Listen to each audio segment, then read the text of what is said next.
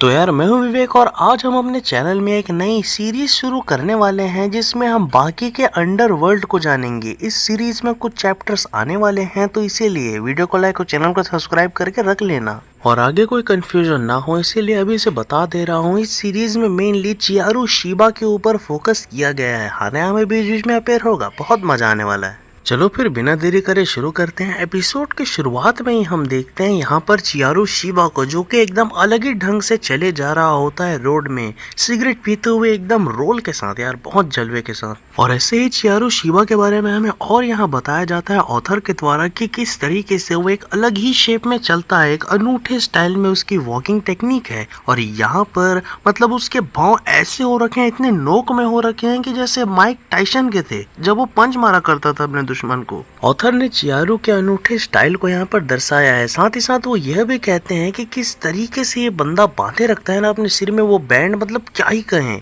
इतना मजबूती से वो बंधा होता है कि 3 तगड़े आदमी भी उसे खींचे तो वो ना निकले।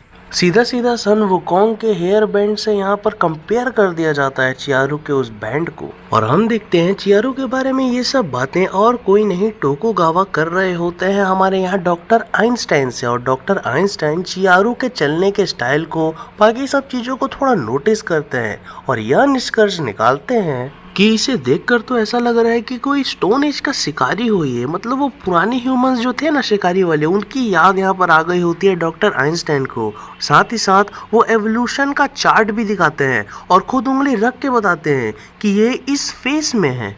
अगर आपको समझ में नहीं आया तो बता दूं, चियारू ने आज तक बहुत भयानक चोटें खाई हैं। उसके पेन के टॉलरेंस के लिए उसे जाना जाता है। उसकी हड्डी पैर की टूट गई थी बाकी को मारते समय। इतना दर्द झेलने के बाद भी वो आराम से हील हो गया। इसका मतलब ये तीसरे एवोल्यूशन वाले स्टाइल में काम कर रहा है उसका शरीर। यहाँ पर आदमी जब एकदम सीख रहा था, लड़ रहा था, हंटिंग कर रहा था और डैमेज हो रहा था, तो वैसे ही वो जल्दी भी बन रहा था क्योंकि उसका शरीर इवॉल्व कर रहा था। उसी तरीके से चियारू भी इवॉल्व कर रहा है। यहाँ पर गट जीनियस नाम रख देते हैं चियारू शिबा का डॉक्टर आइंस्टाइन, उसे बहुत बढ़िया तरीके से संबोधित करते हैं। और वहीं सीन बदलता और हम देखते हैं चियारू को जो कि आराम से चलकर जा रहा होता है। उतने में ही एक नशेड़ी बंदा आता है और उसे कहने लगता है, रोड के इस लाइन पर केवल स्ट्रांग लोग चलते हैं, तू यहाँ क्यों चल रहा है। जबरदस्ती उंगली कर रहा होता है।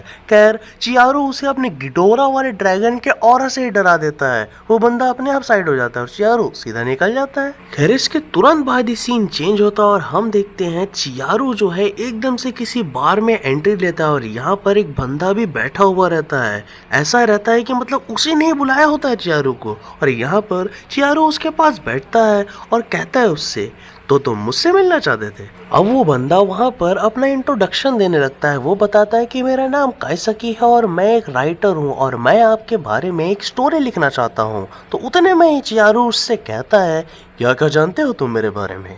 मैंने सुना है कि आप एक बहुत बड़े बाइकर गैंग के लीडर हैं। साथ ही साथ आपने बहुत बड़े बड़े बाइकर गैंग के गुंडों को भी हराया है और अपने साम्राज्य को फैलाया है। साथ ही साथ मैंने यह भी सुना है कि टोक्यो अंडरग्राउंड अरीना नाम की कोई जगह है जहां पर आपने world heavyweight champion Mike Tyson को, मतलब आयरन माइक इन लोगों के जमाने में, उसे हराया है।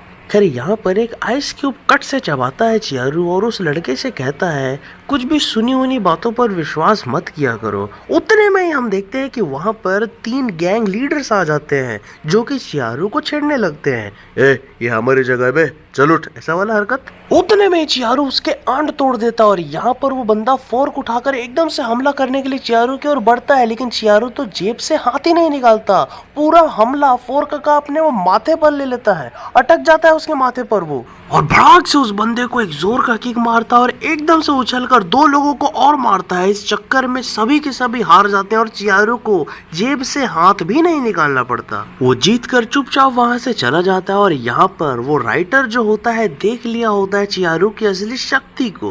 खैर अब सीन बदलता और हम देखते हैं भटाक से एक बंदा दूसरे बंदे के सिर पर मारता है। यार यहाँ पर वो पूरा वीडियो रिकॉर्ड करके यूट्यूब में भी डाल रहा होता है। खैर ये बंदा बेसिकली एक यूट्यूबर होता है, आपराधिक गतिविधियां करने वाला। और यहाँ पर जो है इनका सकर पंच नाम से एक यूट्यूब चैनल होता है जहाँ पर गुंडों के बिल्कुल एकदम पीठ पीछे जाकर उनके चेथी में बैट में जोर से मारता है जिससे उसे चोट लगती है और उसका कंटेंट बनता है, रेवेन्यू बनता है। और यहाँ पर ये वीडियो के आउटरो में खुद भी बताता है कि अब इसका अगला टारगेट है एक बहुत ही नामचीन गुंडा चियारू शिबा।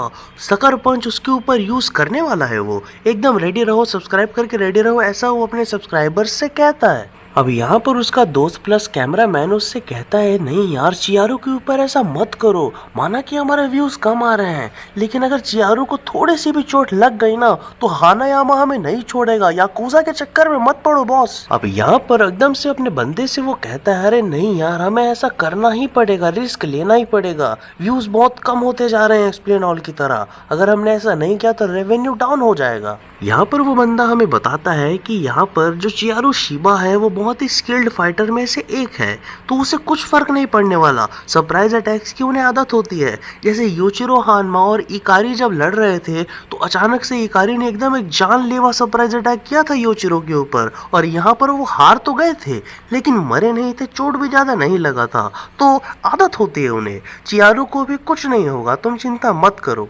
खैर अब रात का समय होता है और चियारू शिबा मस्त पी पाकर अपने घर जा रहा होता है, और यहाँ पर वो बंदा एक गली में बैट लेकर छुपा हुआ होता है और देखता है जैसे ही चियारू वहाँ आया है वो रेडी हो जाता है और एकदम से वो बैट लेकर मारने के लिए दौड़ता है। उतने में ही हम देखते हैं चियारू अचानक से नीचे झुककर एकदम बैठ जाता है और घुमा कर इतनी जोर की किक मारता है ना उसे कि क्या कहें। हवा में गोल घूम कर वो बच्चा जोर से गिरता है, पूरा नाक कान हर जगह से खून आ रहा होता है उसके। अब उसे रियलाइज होता है कि यहाँ पर उसने कितनी बड़ी गलती कर दी है। मतलब चियारू शिबा स्किल्ड फाइटर तो है ही, लेकिन साथ ही साथ अंडरग्राउंड एरिना के टॉप स्ट्रॉन्गेस्ट फाइटर की लिस्ट में वो आता है।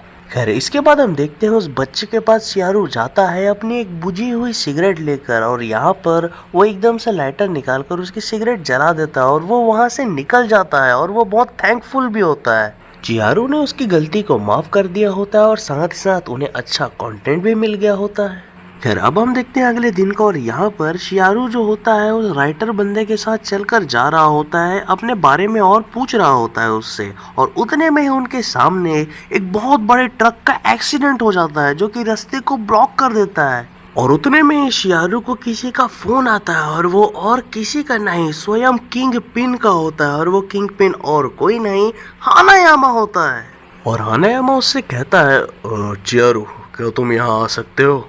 अब भाई का कॉल आया है तो जाना तो पड़ेगा ही। तो यहाँ पर वो एक बंदे से उसका मोटरसाइकिल छीन लेता है और यहाँ पर एकदम से अपने बाहुबल से मोड़ करके उसके हैंडल को सीधा कर देता है। बुलेट होता है ना वो, वरना हैंडल क्या है उसका चौड़ा होता है, वरना वो जमीन में टकरा जाएगा। और यहाँ पर एकदम से आगे बढ़ाते हुए उस मोटरसाइकिल को ट्रक के नीचे से गुलाटी खाते हुए घसड़ाते हुए वो वहां से निकल जाता है। भाई मतलब सोचो हानायामा उसके लिए कितना जरूरी है जो इतनी तकलीफ में वो गया। अब यहाँ पर पहुंचने के बाद वो पूछता है बॉस से क्या हुआ बॉस, आपने मुझे बुलाया? तो हानायामा उससे क्या कहता है मालूम?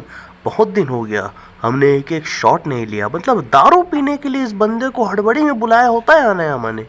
अब इतना कुछ देखने के बाद मन में ये सवाल तो जरूर आया होगा कि आखिर ऐसे कौन से दारू ये लोग पी रहे हैं। तो मालूम ही है यार आप लोगों को, वाइल्ड टर्की, जो कि इंडिया में 1500 की मिलती है। खैर अब यहाँ पर तो इन दोनों भाई का पीना पिलाना चल रहा होता है, और वहीं पर हम देखते हैं एक नए बंदे की एंट्री को। यहाँ पर 3 बंदे उसके सामने लहूलुहान बैठे होते हैं, और यहाँ पर वो बंदा एकदम नंगा, मतलब चड्डी पहना होता है, रूबिक्स क्यूब लेकर बैठा होता है। बॉडी तो मतलब गजब की लग रही है। ये एक नया विलन है, और यहाँ पर ये कौन विलन है, इसकी बैक स्टोरी क्या है, ये आपको बाद में पता चलेगा, और क्या क्या ये करने वाला है। सच में मतलब मज़ा आ जाएगा बता रहा हूँ देख के। तो इसीलिए ये वाला एपिसोड फिलहाल यहाँ पर समाप्त हो जाता है इस सवाल के साथ कि आखिर ये विलन कौन है और आगे क्या करेगा। खैर ये सब सवाल का जवाब दूसरे पार्ट में आपको मिल जाएगा। तो फिलहाल वीडियो को लाइक और चैनल को सब्सक्राइब करके रख लो। आज के लिए बस इतना ही। Love you all, I am out.